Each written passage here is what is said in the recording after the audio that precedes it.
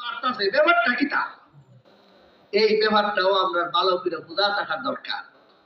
খালি সুরত দেখলেই বরকতের বরকত না, খালি বেশটা বরকতের দেখলেই বরকত না, এটার ভিতরে হবে বরকতে আছে।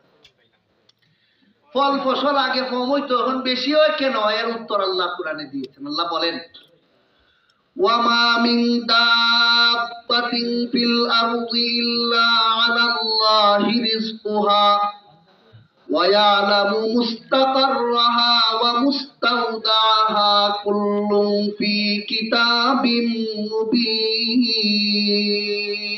আল্লাহ বলেন,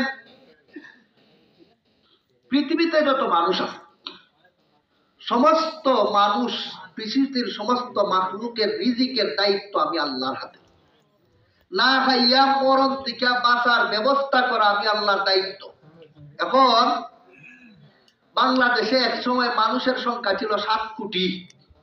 দেশ যে সময় এই সময় দেশে বাঙালির সংখ্যা আছে 7 কোটি। এরপরে হইছে 14 কোটি। বর্তমানে বাংলাদেশের জনসংখ্যা প্রায় 20 কোটি। যদিও সংখ্যা কমাইয়া হয় সরকারের বিশেষ স্বার্থে, প্রায় 20 কোটি মানুষ বাংলাদেশে বাস করে।